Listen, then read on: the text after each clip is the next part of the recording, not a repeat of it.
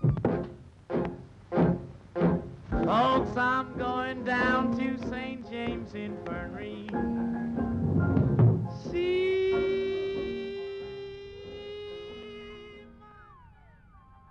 I try not to. But still there, right? Thoughts of death? Sure. I mean, everyone dies. It's really starting to bug me. Why? It's the last thing you're ever gonna have to do. I don't know. One day you're in the present and the next you're dead, cold, cut off. The only way to live is in the moment. Everything ends. That's what bothers me. There is an end. I mean, we walk around and do nothing but worry about our jobs, money, relationships. Taxes. You okay? Yeah. Camblend's harsh. The only comfort I have is I'm not the only one going. We all are. You ever thought about suicide? No, never. High school, I was a cutter. Cut yourself? Why? I don't know. I guess it was just the in thing to do. Did you really want to kill yourself? No. I always cut across the wrist, never down. What? Well, the myth is you cut across the wrist, right?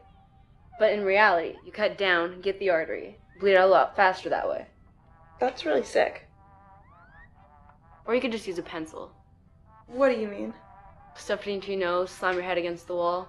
Oh my god. Goes right up into your brain. And what have you missed? Get a cheap lobotomy. Not have to worry about anything else because ignorance is bliss. How do you know these things? I'm a sucker for dark subject matter. You want to know something really sick? In my second year art class, we had to go to a morgue and look at skinned cadavers. Really? It was pretty gross. Muscles all exposed to the nine. Why would you do that to yourself? I mean, this one guy was hung like a grape. Must have lost a few inches in the skinning process, though. I don't really want to talk about this. Why? Just the whole idea that you're some slab of meat across the table and you have no control whatsoever. It really freaks me out, okay? So, you think we're all just going 6 feet under and that's it? You religious? What, like Jesus, Mary, and the Holy Ghost? Spirit. Tomato. Yeah, but anyways. I wouldn't say I'm religious per se. I think I'm more spiritual, or maybe a little bit agnostic. I mean, I grew up in a Catholic church for Christ's sake, but I'd like to think I have everything down to a science. So going up to the spirit in the sky? Something like that. How about you? I don't really know anymore. When I was younger, everything made sense. It was also crystal clear. But as I grew up, I had more questions I didn't seem to have the answers to. Well, not the answers that I wanted. All I was told was to be a good little girl and you'll inherit the kingdom of heaven. Now it just all seems like the land of Oz. I don't have the answer for you. No one really does. I mean, when I was younger, it was my mom. She had all the answers. She could say anything and everything was fine. I just miss that kind of comfort. Now I question everything. You know, someone once told me that everything came from a single consciousness. There was nothing, and then all of a sudden everything just happened. It was a big boom. And I'd like to think that once we die, we all go back to that same consciousness. Do you think we make these things up because the idea of darkness wrapped around nothing is too scary? Maybe. But either way, God is still a toaster on Pluto. Huh? There's a toaster on Pluto. Okay. I mean, there's no way of knowing, right? There's no right and no wrong, so plead ignorance. But we know there's no toaster on Pluto. Sure about that? I never took philosophy. Works in mysterious ways. So, why are you so hung up on this dying thing anyways? It's just something that happened at work today. Your new job? Yeah, I just started and usually I hate starting new temp positions because no one ever cleans up their desk after they're done with it. And it takes an hour or so to get everything organized. But the girl before me did a pretty good job. Except she left one thing behind.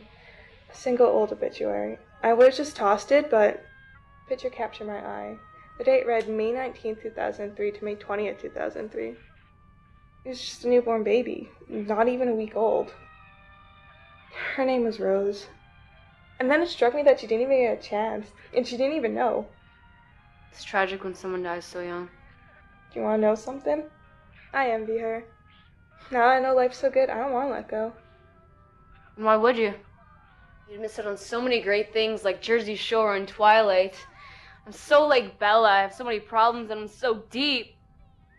Sometimes I don't even know why I come over here. Why do you? Is that a pity as I sit in my self-imposed exile? I enjoy your company. Do you? Maybe you enjoy the company of little Miss Head of the Art Union. Ashley? Yeah, the little bitch does the vaginal plush toasters. She works at Birdside Jeans and we had an art class together. She was just making small talk, that's all. You know why she's got big tits? Ballast. Keeps her head from floating away. I love SF debris. I bought a pair of jeans. What was I supposed to do? Just look at her stone face? I'm surprised you never bought a scarf. Seems like every pretentious bitch in that department has one. And yeah, you got an enemy, I got an enemy. Oh, you make it sound like a Shakespearean betrayal. She is Joan Collins on a terror power trip. Who? Wiki it. So you're kicked out of the art club for a few little paintings. It wasn't a few little paintings. It was my art. It was my life. Why do you think they kicked you out? Didn't buy a scarf and shoes from Valley Village. Come on, for real? I'm a wooden spoon. What are you talking about? Sometimes you say crazy... I'm a wooden spoon, stirring up the elements of a very watered-down soup. Oh, please, and they're pretentious. I don't know why you bother with the whole art thing when you hate those people so much. Why put yourself through something like that? I guess I just want to leave something behind. I mean, I don't plan to have any kids. So, it's kind of like my footprints in the sand, my immortality. Plus, I like drawing naked people. Can't you take anything serious? Not if I can help it.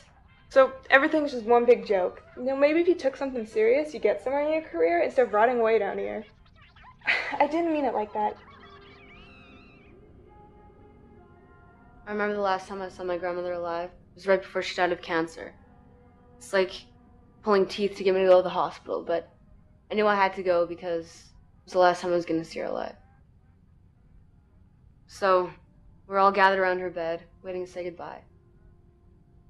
And, I remember this thought just dawned on me. If it wasn't for her, none of us would have been there. We wouldn't have existed. And that thought stayed with me until it was time for me to go say goodbye. She was really weak, but she took my hand and she looked in my eyes and said, "Promise me you're never going to give up on your dreams, no matter what." And that was the last time I saw her alive.